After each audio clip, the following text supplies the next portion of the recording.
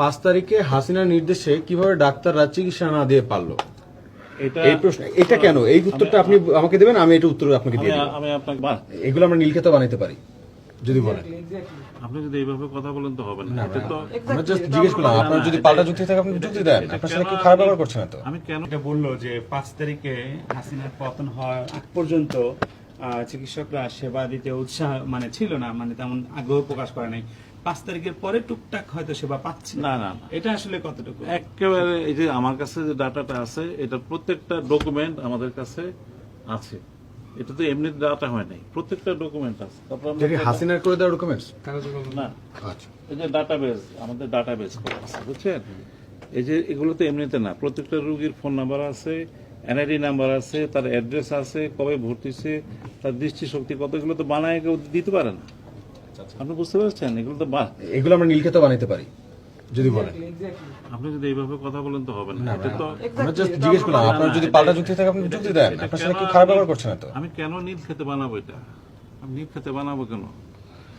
এগুলাকে আপনি কেন, যদি এই প্রশ্নের উত্তর আমার কাছে চান, আমরা তাহলে বলবো যে 5 তারিখে হাসিনার নির্দেশে কিভাবে ডাক্তাররা চিকিৎসা না দিয়ে পারলো? এই প্রশ্ন এটা কেন? এই উত্তরটা আপনি আমাকে দেবেন, আমি এটা উত্তর আপনাকে দিয়ে দেব। আমি আপনাকে আবার বলি। হ্যাঁ বলেন। আপনারা তো ডাক্তারের মানবাধিকার লঙ্ঘন করেছেন। না, শোনা, আপনি আমাকে ইন্টারন্যাশনাল ল লঙ্ঘন করেছেন। আমার কথা আপনি কে কি বলছে, আপনি যদি চাপায় জোর করে এগুলো বলেন তাই তো হবে। চাপায় দিচ্ছি না, আমি আপনাকে জিজ্ঞেস করছি। যেটা সত্য আমি আবার ডিসকাশন চলছে। না, আমি আপনাকে রিপিট করতেছি আবার। আমরা 17 তারিখে মাত্র 4টা রোগী আসছিল, এগুলার সব ডকুমেন্ট আছে আমাদের, রেজিস্টার খাতা আছে, ইমার্জেন্সিতে রেজিস্টার খাতাতে ডকুমেন্ট আছে। তারপর আমাদের প্রত্যেকটা ফাইল করা আছে, সেখান থেকে আমরা ডাটাবেস করেছি। এই ডাটাবেস মন্ত্রণালয়ে জমা দেওয়া হয়েছে। এটা মিথ্যা হবে কিভাবে? রোগীর ফোন নাম্বার আছে, এনআইডি নাম্বার আছে। আপনার 17 তারিখে আসছিল 4 জন রোগী, 18 তারিখে 151 জন রোগী আসছে, 151 জন্য 143 জন ভর্তি দেওয়া হয়েছে। এর মধ্যে 66 জন একদিনে অপারেশন হয়েছে। জিনিসটা সোজা না। এরকম এলিগেশনও তো আছে যে আপনারা অনেক রোগী ভর্তি নেন নাই, সব মিথ্যা। আপনি বলতেছেন মিথ্যা, রোগীর মিথ্যা সব কথা সত্য, আপনি যা বলছেন সব সত্যি আর তারা যা বলছে সব মিথ্যা। বিষয়টা কিরকম? না স্যার, আমরা কিছু এলিগেশন পেয়েছি ভর্তি হয়েছে কিন্তু তারা চিকিৎসা পায়নি। স্যার, আমরা এরকম কিছু এলিগেশন পেয়েছি যে তাদেরকে ভর্তি দেওয়ানো হয়েছে কিন্তু তাদের প্রপার যে চিকিৎসা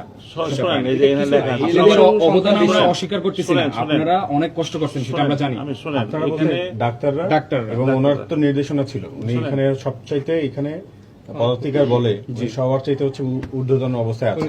তো উনি যে ডিরেকশন দিবেন সেটাই তো সবাই মেনে নেবে। এখন উনি যদি বলে তোমরা কেউ দেখো না, ও তো কেউ দেখতে পাবে না ভয়ে। আপনাকে আমি ডকুমেন্ট দেখাচ্ছি তো।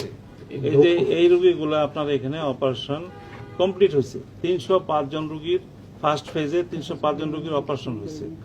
তারপরে ওদেরকে সপ্তাহে সপ্তাহে আসতে বলা হয়েছে। আমার কথা শুনবেন? সেকেন্ড ফেজে আপনার 4 তারিখ থেকে 16 তারিখ পর্যন্ত এই যে 5 তারিখে 100 জন রোগী আসছিল, এর মধ্যে 75 জন অ্যাডমিশন হয়েছে, 48 জন এখানে অপারেশন হয়েছে। এইভাবে 6 তারিখ অনেক রোগী ছিল, 50 জন, 74 জন অ্যাডমিশন হয়েছে, 77 জন আপনার অপারেশন হয়েছে। আগের দিনের কিছু রোগী ছিল, এই জন্য এই দিন বেশি। আস্তে আস্তে কমতে কমতে আমরা এই আপনার সেকেন্ড ফেজে 295 জন রোগী এখানে চিকিৎসা নিতে আসছে। অসংখ্য ধন্যবাদ। এখন আপনি আমাদের সাথে চলেন, আমরা